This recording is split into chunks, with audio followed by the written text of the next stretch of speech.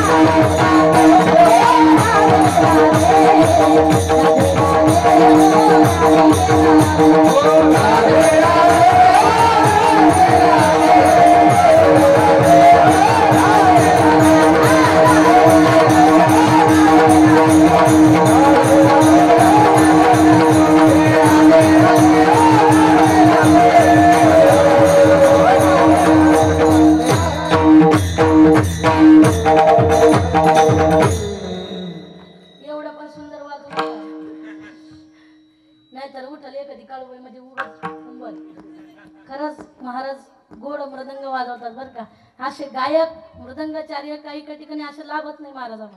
आता सुद्धा महाराजांचं नियोजन म्हटल्यामुळं इथं काही कमी नाही. शिष्टमही सुंदर आहे, मृदंगाचार्य गायकही सगळेच उपलब्ध आहेत. नाही तर काही ठिकाणी असं नाही भेटत आम्हाला. मृदंगाचार्य एका ठिकाणी असं झालं, दोन मृदंगाचार्य होते.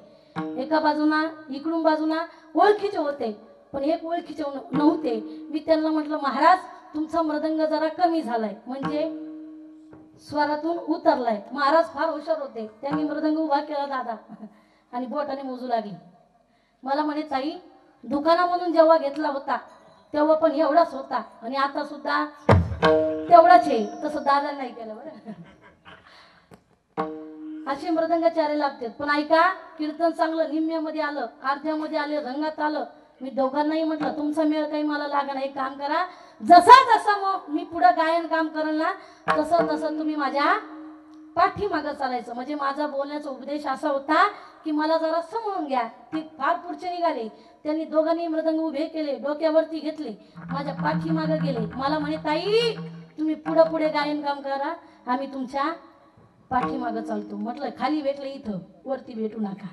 पण दादा सुंदर वाजवतात, महाराजही सुंदर गायन काम करतात. असे गायक आम्हाला भेटत नाही.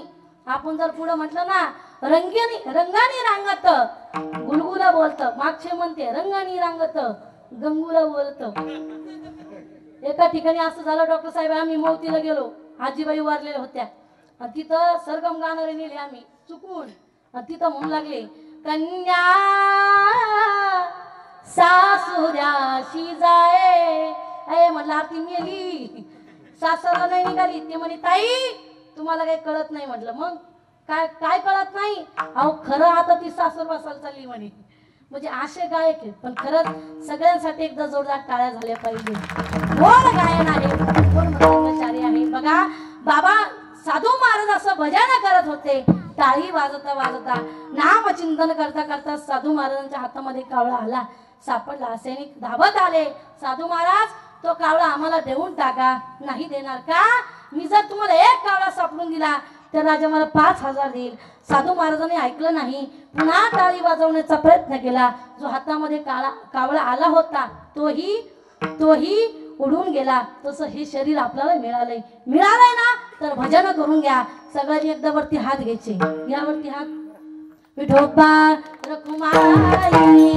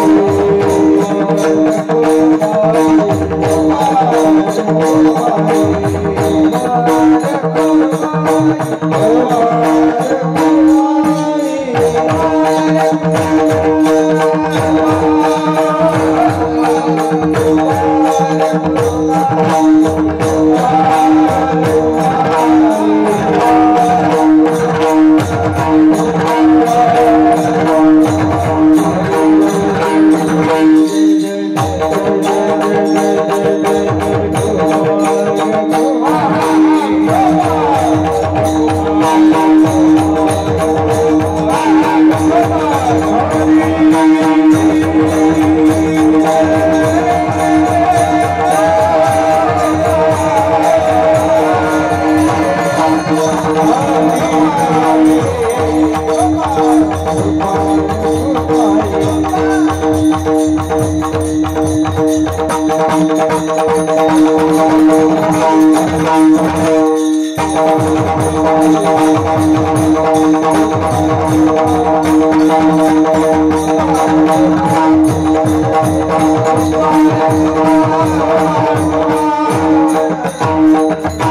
you.